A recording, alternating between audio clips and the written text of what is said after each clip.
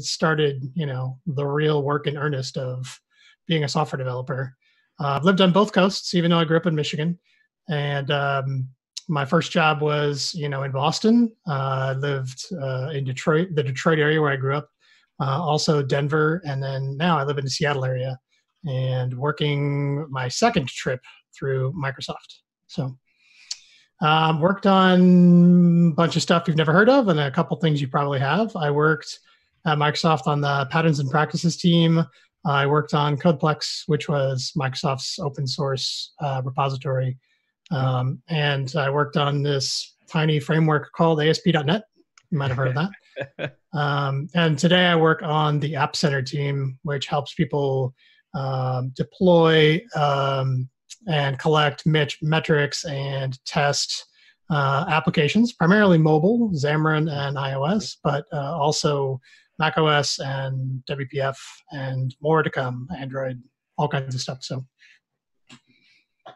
that's kind of my my 20,000 mile an hour tour through my programming life. Very cool. Very cool.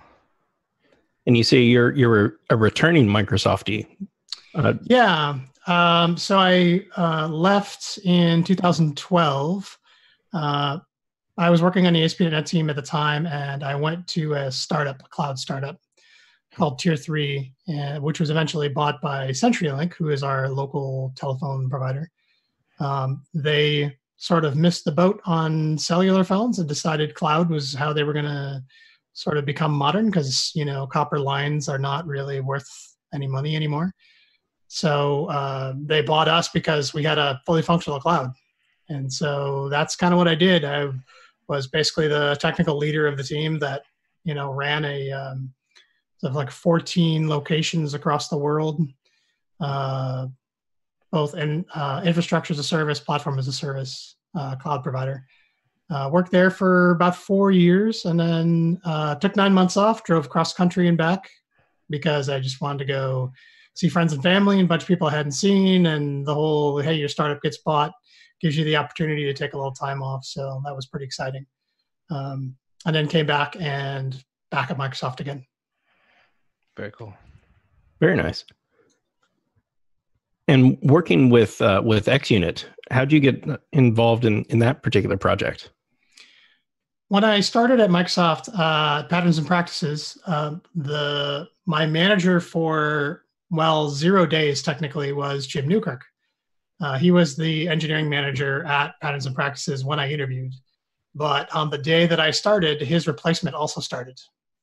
And I worked there for about 15 months, and then he had actually left Patterns and Practices to go do CodePlex. And so I joined about a month before CodePlex launched. So he and I got to know each other through working together at CodePlex.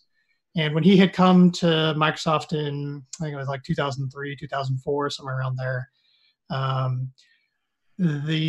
his framework that he worked on at the time, and basically version 2 of NUnit, couldn't really bring it with him. Microsoft wasn't a super open source friendly place at that time, especially not something that had a lot of heritage that they didn't control.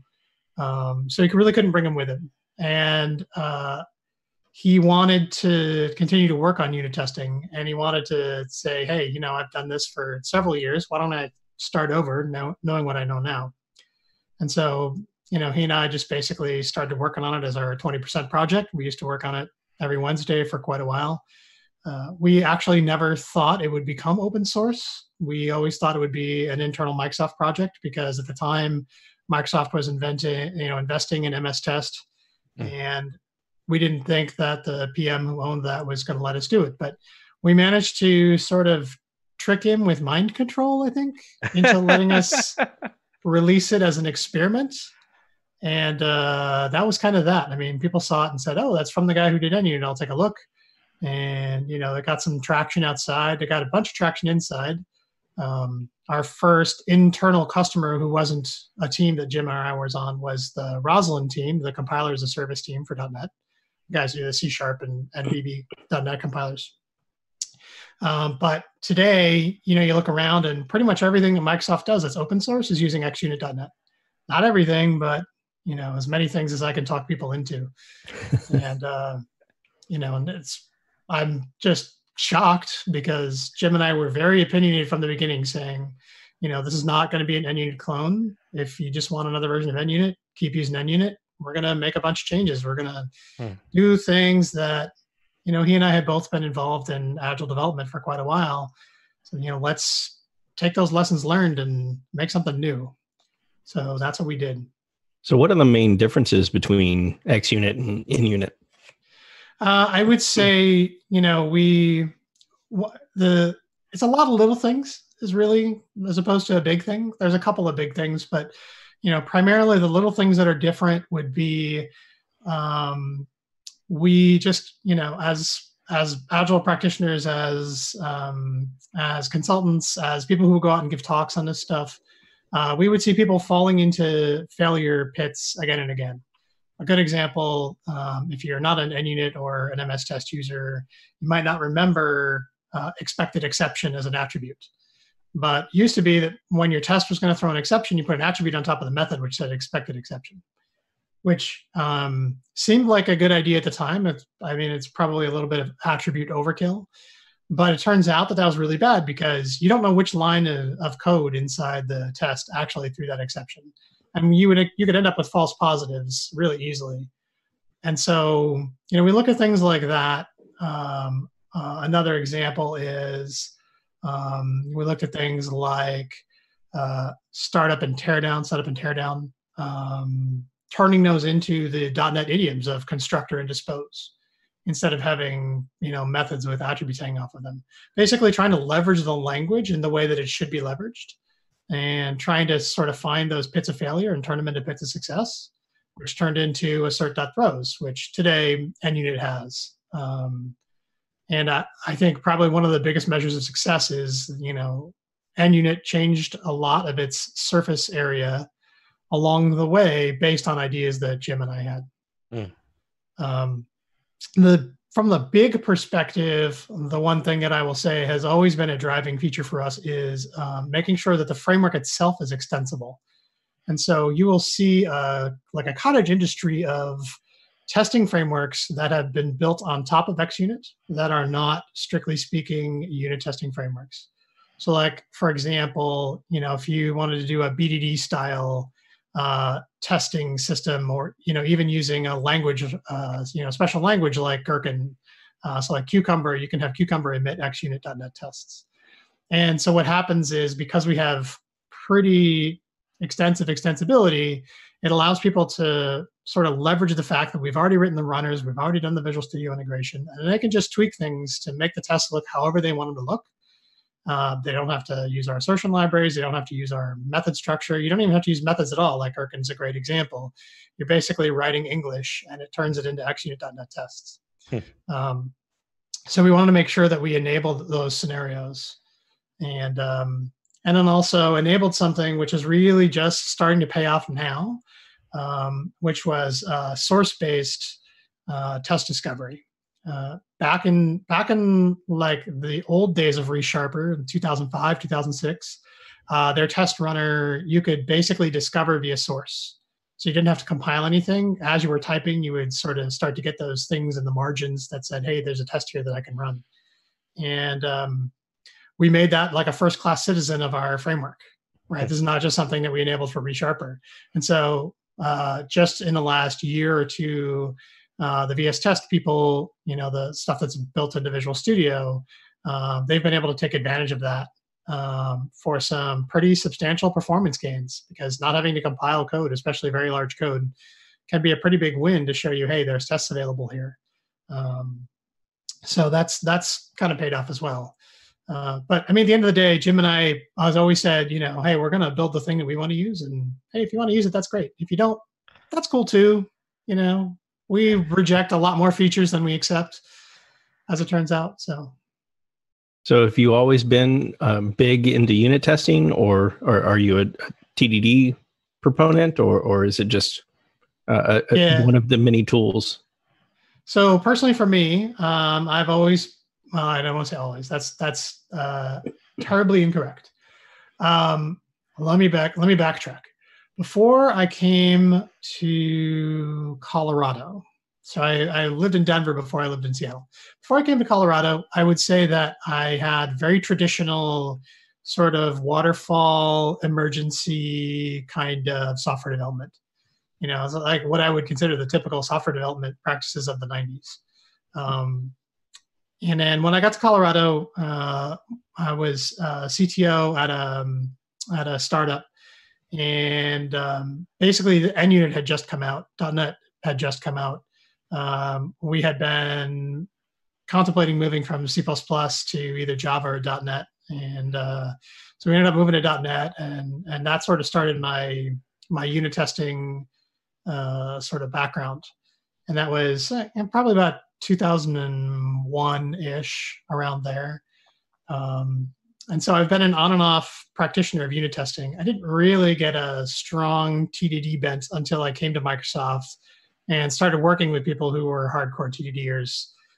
People like Brian Button, Peter Provost, Scott Dunsmore, were some of the people who had sort of immersed me in into the TDD lifestyle. And so, in fact, I feel so immersed in it, I refuse to call it TDD anymore. I like to call it design by example, because when people think about tests, I like to tell them that, this activity is a design activity fundamentally. Tests are the result of it, and they're a secondary benefit, but the point is to guide you in minimal design of components. So a lot of the talks that I end up giving, especially early in my Microsoft career, were about xUnit and TDD and things like that. But since 2005, I would say pretty much just been hardcore TDD unit tester. Doesn't mean I don't approve of other kinds of testing, although some people might think that, just because xUnit.net is very focused on what we call developer tests, as opposed to integration tests or functional tests. But again, that extensibility that I talked about earlier was really us saying, we're really about developer testing, and so we want to give you the best experience here, but you want to do other kinds of testing, we'll give you the hooks into Visual Studio and into ReSharper and into CodeRush so that this stuff will work for you as well. And so, today I would say, my mix of tests tends to be, 80 to 90% unit test style. So isolated interaction tests or state tests. And then the other 10 to 20% being, functional. Let's take a big slice of the system, minus the external dependencies like file systems, databases, et cetera, and test that whole slice together and see what happens. Yeah. Do you find that you're using like fixtures for that, or how do you make larger test scenarios for the applications that you're working on? Yeah, it depends on the kind of testing. So we do some browser automation testing, which doesn't involve xUnit.net at all. I like to use API testing as well, as particularly as my entry point into functional testing, especially in microservices that are very API forward. It seems like the best place to test your integration of the system as a whole. Call APIs and see what happens while controlling your external systems. Those just tend to be straight up xUnit, xUnit.net tests. Fixtures do tend to come into it when you need some kind of shared state. So, if setting up the mock of the external world, or let's say you even decide you want to test against a database, getting that database set up and connected to will tend to be something that we end up putting in a fixture. Gotcha. So what's new with xUnit? I would say probably the last 18 to 24 months has been focused on .NET Core, and it's changed my mind a little bit about the design of the system. In test runners today, it's very common to say your unit test project is a class library, and then you have some external executable that you're going to use to run that class library. Right. And I've actually changed my mind. .NET Core And some of the devices stuff has really sort of clued me into the idea that your unit tests are the program. And so xUnit v3 is going to be based on the idea that when you compile your unit tests, it will be a standalone program. It'll basically be a console runner if it's targeting .NET Core or Desktop CLR, or it'll be a graphical runner or whatever. But in addition, it'll have some way to communicate with an external runner if you want. So, how do you get ReSharper, CodeRush, Visual Studio plugged in? You want to be able to launch this process in some kind of an IPC mechanism to say, hey, tell me about tests, please run these things, give me results. We had mechanisms like that built into xUnit.net already in support of app domains for desktop CLR. And so translating these into, cross-process instead of cross-app domain things probably isn't all that difficult. And will still allow us to have this notion of a runner that lives separately from your test process. But it will still be, when you launch your tests, you're launching a separate process for those tests, whether the results get shown in Visual Studio or you're just running it from a command line with .NET Run or whatever.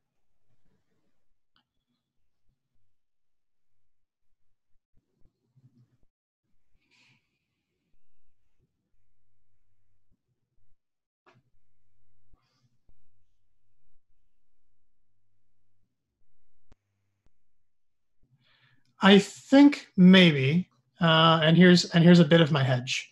In xUnit v1, we had a GUI, which we never got out of what we would call the experimental stage. And the reason we always called it experimental was we're horrible at graphical UIs. We tried several times. I don't know anything about WPF. And Jim didn't know anything about WPF. And so we tried several times to say, let's WPF this thing, let's make it look better. And it always ended up looking worse, which is pretty impressive. So there is somebody I think who has taken that code or some code like that and ported it to WPF, and it's available as a NuGet package somewhere that you can download. So my guess is somebody at some point will probably do something like that. On the devices side, we already have a sort of graphical runner, but it even looks worse than our Win32 UI used to look. No offense, Oren Novotny, who is responsible for that. It's literally just like a WPF app that, here's a list of tests and I'll run it and I'll show you the results. I mean, it makes really no effort to be a nice test UI. But the value of it is it runs on the device. So you can run it inside of a device emulator, or you can literally run it on your phone. And so that's kind of the core thing. And the V3 version of this is you'll still be able to launch that thing on your phone. We'll find some IPC mechanism, probably be a socket of some kind to talk between that thing and NVS test. And then, I'll let the people at Visual Studio and ReSharper and CodeRush, I mean, you guys are better at this UI than I am, so keep knocking it out of the park.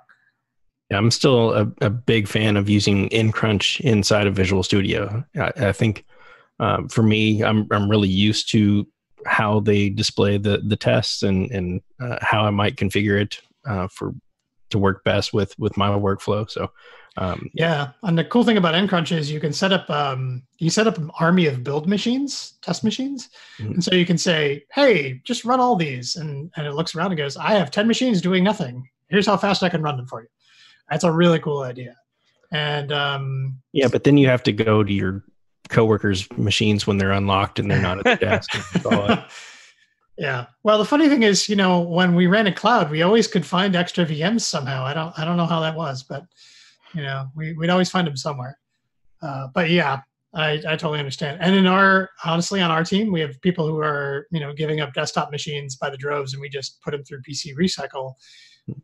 You could just throw them in a corner somewhere and just let them do their thing. So I only have one at home, but I have two at work. I'm still a desktop PC lover, but my main dev box now at work is an XPS 13 laptop. Little tiny powerhouse. It's pretty fun. So do you work on the main campus there? I do, yeah. Our team, the App Center team, is kind of like 150 people. I would say probably a half of them or less I should say, or fewer, work on the Redmond campus. We have people in other locations that sort of collate together. Some people in San Francisco, some people in South Korea, some people in Denmark. And then we have a bunch of people who are just one-offs working out of their house, including people who live here who, they were coming in every day and the whole team's like, half the team is remote. Why should we be here? And everybody else says, that's a really good idea. So they come in like once a week, maybe.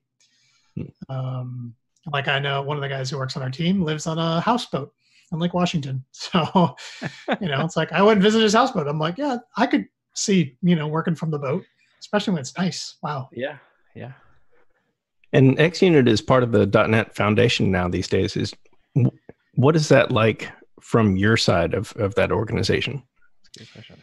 So that's kind of interesting, right? I mean, the life cycle of who owned xUnit started out with Microsoft in 2007 when we released the first version. When Jim and I left, we basically, just before we left, well, he had left a little earlier than I did, but when I left in 2012, we were just finalizing getting that handed over to the Outer Curve Foundation. So we were with Outer Curve for a little while, and now we're with the .NET Foundation. Outer Curve kind of, disappeared of sorts. But the .NET Foundation, I mean, was a perfect home for us. From our perspective, like, we asked exactly one thing out of it, and it does an exceptional job at that, which is deal with contribution license agreements. So when people contribute code, make them sign the document. And because .NET Foundation only makes you sign that document one time, no matter how many .NET Foundation projects you contribute to, it really lowers the bar of entry for people to submit pull requests. Theoretically, I mean, if we had legal troubles, they would defend us. I don't know who we'd have legal troubles from. Microsoft originally owned the code and gave it away to Outer Curve, who gave it to .NET Foundation. It certainly wouldn't be Microsoft. And, we're on good terms with the xUnit guys. So, like, I'm sort of out of people who might be upset. So I don't think we're ever going to take advantage of that. I'd actually talked to John Galloway, who's sort of in charge of the technical side of the .NET Foundation, and maybe more than that. I may be downgrading. Sorry about that, John. About the possibility of live streaming some coding stuff and maybe even having some community discussions about xUnit v3 on the .NET Foundation YouTube channel. Hasn't really happened yet, just because, frankly, the xUnit v3 stuff is still very early planning stages for me. It remains a weekend kind of project, and I just, over the last 3 or 4 months, have been very busy, and so I'm literally now just getting the time where I can sit down and start to work on it again on the weekends. And so, like, I've got OBS installed, and I'm doing my screen layouts, and I'm ready to go, I think. And I might stream for a little while on Twitch and on my own personal YouTube, just kind of get my feet wet before I embarrass myself in front of a much larger audience. Yeah, that's kind of what I figured.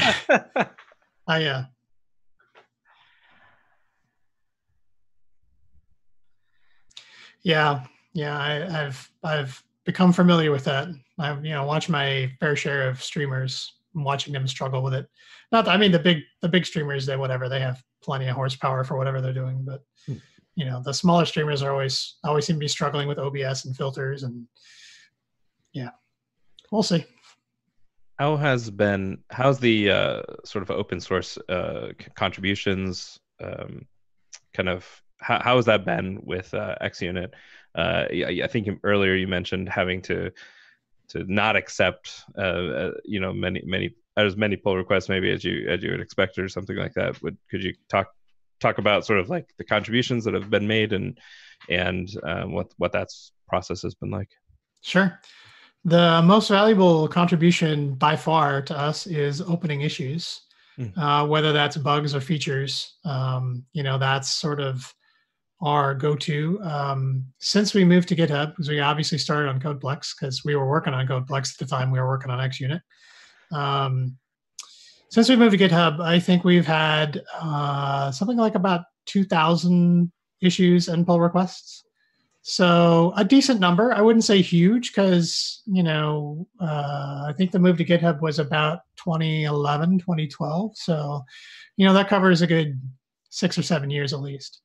Number pull requests is fairly small. And I think some of that was when we first started and it was a Microsoft owned project, they basically were calling it shared source, not open source, because they were not willing to take any contributions back. When we moved to GitHub and got out of the Microsoft sphere and then into Outer Curve, obviously part of that move was to open it up to the community at large. But at that point, we were already working on version 2. So we had already had, I would say a solid 5 years of just me and Jim. And if you looked at the history, it looks like just me because we would pair and I would get to do all the commits. Because Jim's older than me and I type faster than he does. So he likes being the strategy and I'm the tactician. So, I'd say the number of pull requests tends to be fairly small, especially compared to, the Microsoft projects. As soon as, the ASP.NET stuff opened up, I mean, they were just bombarded with pull requests. And I don't know that it's, attributable to one thing or another. I do think that some of it is, we made clear from the beginning that we're pretty opinionated. We want people to open issues before they open PRs and have discussions. Mm-hmm. But, by and large, most of the PRs have been, centered around bug fixes. I've actually had a decent number from the Microsoft.NET team themselves because they use xUnit. And they would be like, yeah, your use of link here is 14 times slower than a for each. Here, let me fix that for you.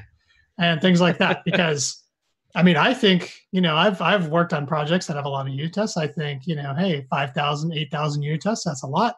And then they come by and they're like, yeah, we have 250,000. And so can you make this? Because every 10 nanoseconds you take away times 250,000, that's a lot. So yeah, we get a lot of those kinds of things too. So I would say a lot of our substantial engine changes have come from, the 2-3 decade old Microsoft engineers on the .NET team. So that's also been really cool. And that's excellent. Yeah. A big learning experience for me because I always thought I was okay at performance work, but yeah, these guys put me to shame for sure. Very cool. So you have 25 years of experience. You've done a lot of things. What would you sort of like looking back on all of that? What would you say to someone who's just getting started? If there's one or two things that you could just pick out and say these would be what I would love to know now, or love to know then what I know now. Yeah, boy, it's a tough one. I think people should not be afraid of failure. And I mean that both on a personal and a team level, that you learn the most when you fail from things. And this is not specific to software engineering, right? I mean, this is life. When you do things and you're constantly successful, you're not necessarily evolving and learning all the things you need to know. When you sort of stretch the boundaries and break things and people get upset at you, that's when you really start to learn, first of all, how to not get people upset at you, how to break the rules without getting in trouble. But I mean, also, failure is how you get your next best idea. And in some ways, you look at xUnit v2 and, hey, we continue to load DLLs because that's what we've always wanted to do, ever since 2006 when we first started it. And you're like, okay, that is a long-term failure, even though it was a short-term success. Right. And so we learn, we've always been talking about this thing. It's like, yeah, your unit tests are a program. We're like, yeah, we should actually do that. Like that fixes a lot of problems. Why did we wait so long to do this? So yeah, that would be my first thing. I think my second thing would be, and this is, it just seem like just general advice, but oh my God, save your money and save it in a way that builds up interest, because compounding interest is magical. Right. This is probably my last programming job. I think, when I'm done here on the App Center team, I think I'm probably going to semi-retire, which means spending more time on xUnit, which is good for everybody else. but I'm also looking for something that's just completely different as a way to pay the bills. I've always been a huge fan of animals. So I've been thinking about going back to school and becoming a veterinary technician. I think that'd be kind of a fun way to spend, 20 hours a week as a way to pay the bills and not, dig into my savings too much, but still give me plenty of time to do the software development that I probably will do until the day I die, which for now is xUnit. So Awesome. Do you have any upcoming speaking engagements or anything like that? I don't. I used to do a lot of speaking when I worked in Patterns and Practices and ASP.NET. Okay. Because these were sort of, things that were very developer focused. Okay. And so I had, very deep knowledge in very specific places. And people love to have technical talks by people who really can dive deep into subjects. Now, where I work now, I don't work on any particular features. I sort of work on enabling the team as a whole to work better, which is, it's, I don't know, ridiculous, but can't believe they pay me for that.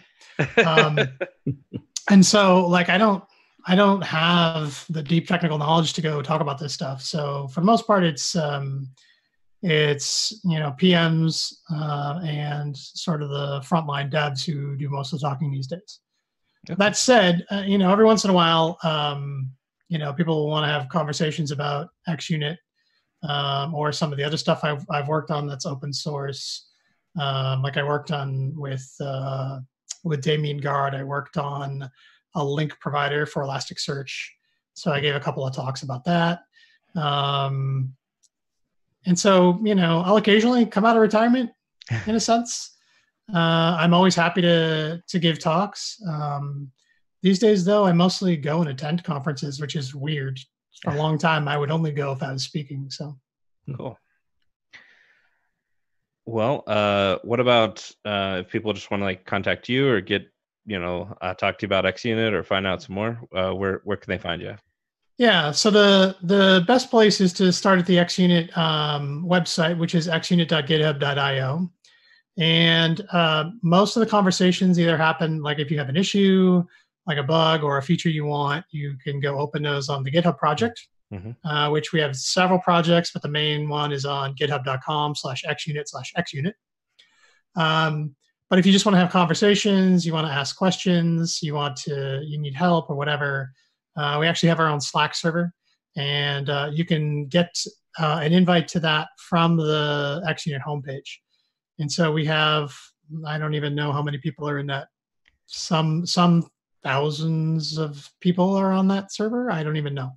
And a lot of people, especially people who work on things that are adjacent to xUnit, tend to be there. So like the guy who works on the ReSharper support and the guy who works in nCrunch and the guy who works on, the CodeRush support, like they're all there and hanging around, asking questions. It's a pretty low traffic group though, as you might expect. A lot of people ask questions on Twitter. My personal Twitter is Brad Wilson, but xUnit also has a Twitter, so it's xUnit. People tend to tag both of us with questions, which is fine. Cool. It all shows up in the same place for me. So yeah, I mean, I tend to use Twitter as a way to sort of answer those quick questions as well. Awesome. Thanks so much. All right. Thanks, Brad. Really appreciate you coming on the show. Yeah, thanks. It was really fun. That was Brad Wilson. Brad has been a professional software developer for more than 25 years. Along with Jim Newkirk, xUnit 2's author, he's worked on the unit testing framework xUnit.net. In his spare time, you will often find him gaming, board and video, playing music, or on the water in his kayak. You can find him on Twitter at Brad Wilson and xUnit.net at xUnit on Twitter.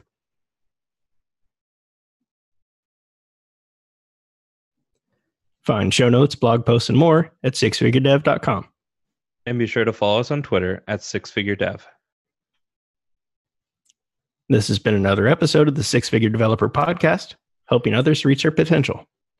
I am John Calloway. And I'm John Ash.